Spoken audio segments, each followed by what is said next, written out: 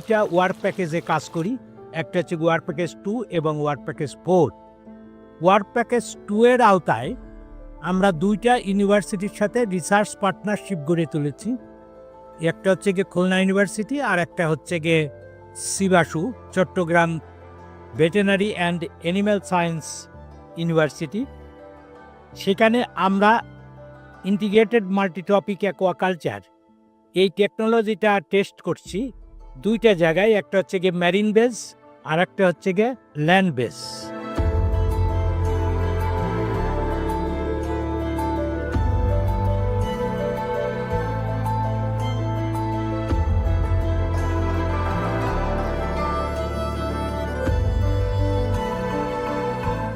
IMTA is a system where combined mainly three components. One is fish, another one is bivalve or like oyster green mussel, another one is the seaweed.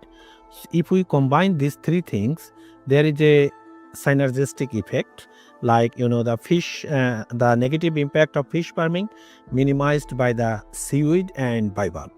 Mariculture is a new, even IMTA is a very new concept. So we have to do many experimental work to establish the scientific validity.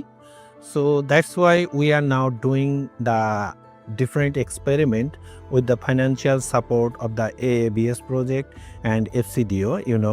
They are helping us to do the indoor experiment. For example, here you can see like we have many facilities. So we are checking what benefit, environmental benefit is given to the system, and also we are doing these things into the pond, because Bangladesh have the many coastal ponds where shrimp culture is happening, but this shrimp culture is facing problem. In Bangladesh, and we also see that shrimp is very important component in the coastal aquaculture, but recently shrimp is quite difficult to adopt with the global trade because its production is not increasing steadily. So in this IMTA system, our main focus is to keep the environment safe for the fed species like the shrimp and the Lisa Persia. If the project becomes successful, that will be really good news for the community here in Bangladesh, because it's low cost investment. So the feed is the major cost for aquaculture. So if we can reduce 30% feeding cost, that's a big step for them. And at the same time, it's not only reducing the production cost, at the same time, it is giving higher production. And normal traditional prawn farming practice is that they perform maximum 1 prawn per square meter. This is their stocking density, but we are doing it at 4. So 4 times production we are expecting. And I will be very happy if we can develop this technology successfully and implement it in the Bangladesh and widely disseminated with the coastal communities who are really vulnerable due to their low income.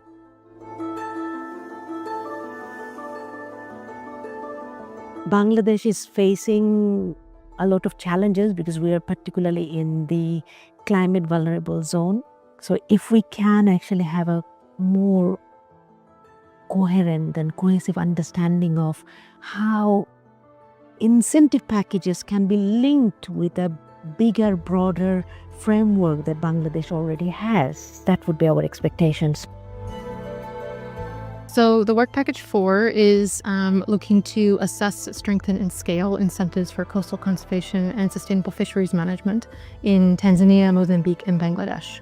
In Bangladesh, we're working with Key Asia and the University of Liberal Arts Bangladesh to strengthen incentives for nature-positive actions in coastal communities through leveraging social protection schemes.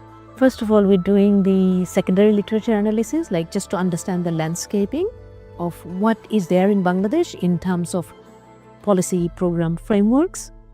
With that understanding, we will also go and talk to the policymakers. So when we're talking to the policymakers, we'll be talking to some of the practitioners in the field, for example, the implementing organizations, NGOs, maybe other UN organizations. So we are trying to connect what the literature says, what is on paper, and what are we doing on the ground with people.